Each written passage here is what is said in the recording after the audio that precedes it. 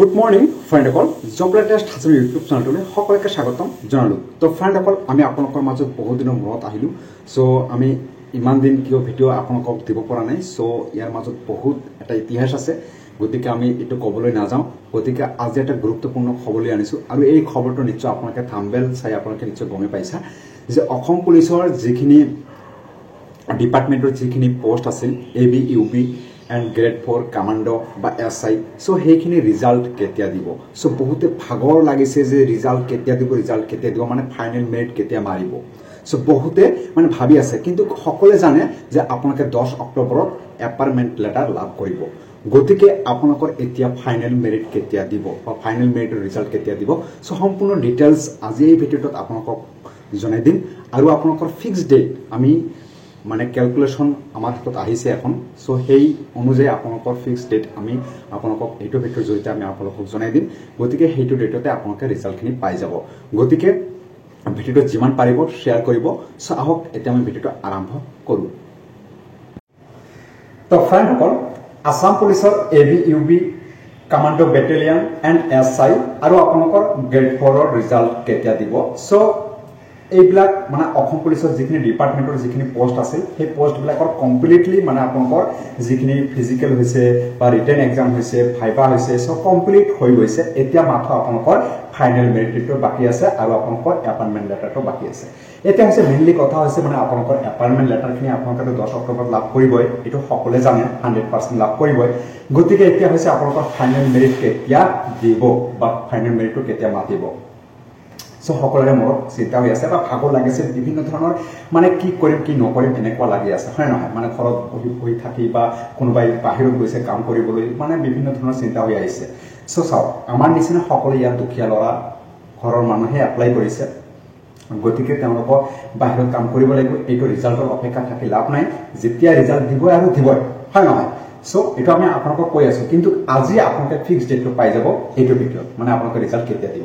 চাওক, আমি এটা সৰু এটা মানে আগৰ এটা কথা কম, সেই কথাটো আপোনালোকে মন দি শুনিব। চাওক, 2018 চনত আপোনালোকৰ এখন বৃহৎ অসমত নিযুক্তি হৈছিল। এইটো সকলোৱে জানে যে 2018 চনত মানে বৃহৎ নিযুক্তি হৈছিল।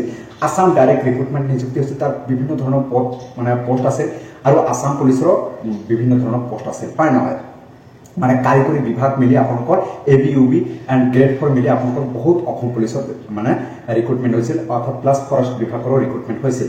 সো এতিয়াও ঠিক তেনেকুৱা 2018 চনত যেতিয়া আপোনালোকৰ সেই ৰিক্ৰুটমেণ্ট বৃহৎ নিযুক্তি হৈছিল আৰু একেলগে সেই বৃহৎ নিযুক্তিৰ মানে নিযুক্তি পত্ৰ বা এপইণ্টমেণ্ট লেটাৰখিনি আপোনালোকে একেলগে দিয়া হৈছিল, হয় নহয় বাৰু?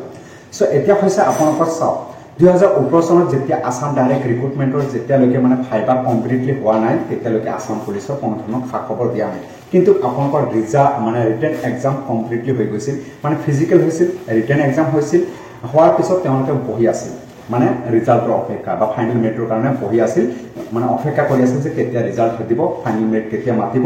সো তেওঁলোকে সেইটো অপেক্ষা মানে তেওঁলোকে ভাগৰ লাগি আছিল বা বহি আছিল। ঠিক তেনেকুৱা এইবাৰত আমাৰ বহুতে কেণ্ডিডেটে বা আমাৰ ভাই বন্ধুসকলে বহুতে মানে অসম পুলিচৰ যিখিনি ফাইনেল মেৰিট দিয়া কথা আছিল 10 জনৰ, সেইটো নিদিল। গতিকে আপোনালোকে বহুত অপেক্ষা কৰি আছে যে ৰিজাল্ট কেতিয়া দিব।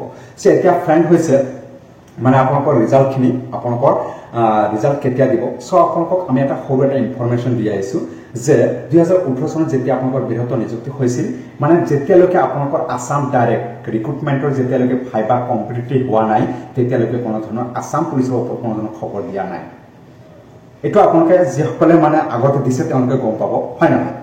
সো ঠিক তেনেকুৱা এইবাৰো এনেকুৱা হ'ব যে এতিয়াতো আপোনালোকে নিশ্চয় গমেই পাইছে যে আসাম ডাইৰেক্ট ৰিক্ৰুটমেণ্টৰ মানে ভাইবাৰ কাৰণে আপোনালোকৰ এডমিট কাৰ্ড বা আপোনালোকৰ ভাইবাৰ এক্সাম ডেটখিনি আপোনালোকক ফিক্সড দিয়া হৈছে যে ভাইবাৰ কিমান তাৰিখৰ পৰা আৰম্ভ হ'ব, হয় নহয়?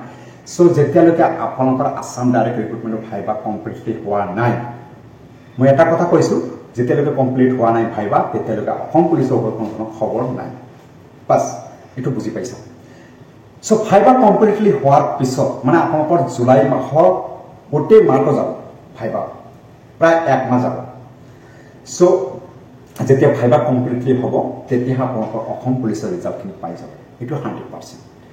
মানে আমাৰ মামাই কি কৈছে যে গোটেই